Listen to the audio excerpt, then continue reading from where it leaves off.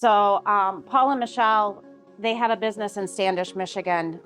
They live just outside, but they recognized that their employees are from the community of Standish. And when they started this, they realized that even though their business is there and they live outside, they needed to keep a pulse on what was happening with the employees, because they take care of their employees, not just within the walls of Vantage Plastics, but outside of the walls.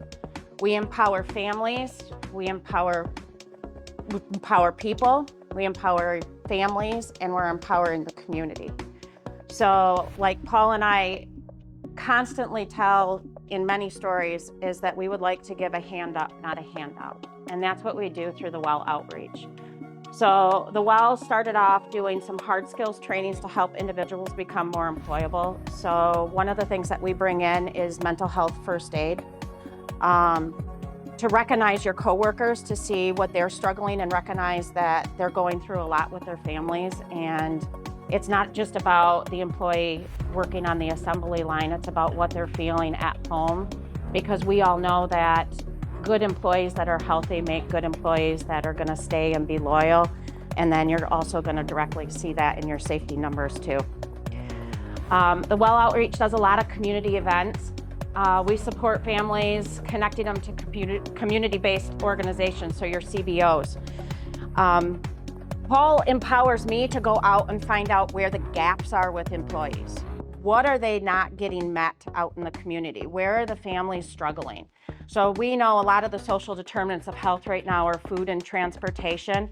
And when I started with the company, I knocked on Paul's door post-COVID because I wanted to get back into the workforce. I owned my own fundraising company for nonprofit organizations. And I respected Paul and what he was doing with the organization. And I said, hey, I'm looking for a job. And he said, let's get the WELL going. And I said, what does that mean, Paul? He's like, I don't know, but my employees need help. So I worked on the floor part-time, side by side the employees, and some of the employees thought I was undercover boss. That was not the intent at all. It was to get to know the people that Paul wanted me to help and support. What were they going through? And we're missing not only affordable workforce housing, we're also missing middle housing for your midline individuals. And it's tough right now.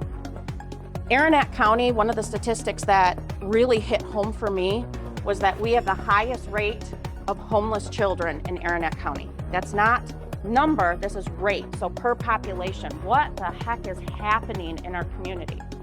So our housing stock is down. So we focus on housing. Next week, I go to the Homeless Advocacy Day down in Lansing. Why? Because I want to make sure Aranac County stays on the map in what's happening. An organization called Aranac Opportunities. It is a community mental health provider for Bay Aranac behavioral health. They approached Paul and said, hey, we're struggling right now. If we could go bankrupt, we'd go bankrupt as a nonprofit. Paul said, okay, what do we need to do? Well, our building's for sale. I and Don Hale both looked at Paul and said, there's no way we can figure anything out with this building. You're not gonna make your money back on it. And he looked at us around the table that day and he said, we're gonna buy it and we're gonna save it.